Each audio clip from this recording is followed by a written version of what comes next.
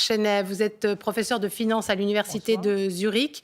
Vous avez été aussi professeur à HEC Paris. Bien avant le coronavirus, vous disiez que l'économie doit intégrer la question climatique. Alors, pour sortir de cette crise économique sans précédent, pour vous, il ne faut pas faire ce que font les États-Unis, il faut se tourner vers le vert tout de suite, maintenant?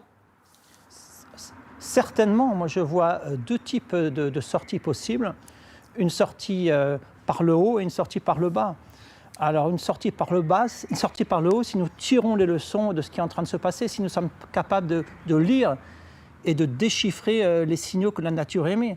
En l'occurrence, le coronavirus pointe vers la déforestation, vers la perte de biodiversité et l'impact qu'elles ont justement sur l'apparition des pandémies.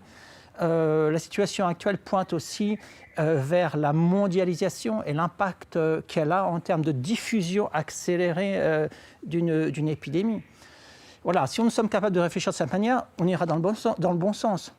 Sortie vers le bas, oui, effectivement, si nous sommes sensibles aux sirènes d'un certain nombre de groupes de pression qui vont nous dire « Ah, à la fin du confinement, pour que l'économie reprenne plus vite, il faudra qu'elle soit débridée, il faudra se débarrasser de toutes les contraintes possibles. » Et cela nous mènera immanquablement à d'autres catastrophes. Un exemple politique, Berne va voler au secours de l'aviation.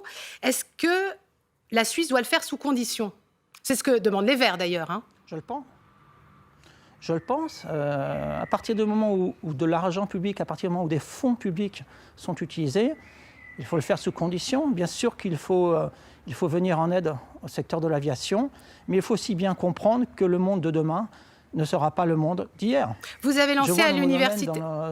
Pardon, vous avez lancé à l'université de Zurich un centre sur la finance et le changement climatique.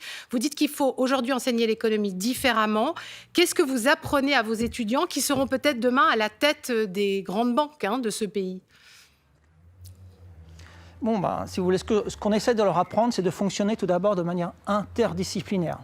Encore une fois, comment voulez-vous comprendre, comment peut-on comprendre la crise actuelle si on travaille dans son propre silo, la finance par exemple, ou l'économie seulement? Il faut avoir des notions d'histoire, de biologie, des notions climatiques, des notions bien sûr connaître l'économie, connaître la finance pour comprendre l'impact d'une pandémie sur les cours boursiers.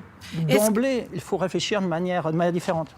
Et la crise climatique pourrait être pire que la crise que nous vivons aujourd'hui, celle du coronavirus? Certainement. Aujourd'hui, nous avons accès à l'alimentation sans souci. Imaginez une situation demain avec un réchauffement climatique de +3, +4 degrés. Imaginez beaucoup moins d'aliments dans les magasins, dans les supermarchés. Là, ça commencera à être la panique. Actuellement, nous arrivons à nous en tirer encore, et ça peut tenir encore quelques semaines, mais ça pourrait être bien pire. Donc c'est un avertissement qu'il faut bien comprendre. Merci beaucoup, Marc Chenet, d'avoir été avec nous ce soir. Je vous en prie.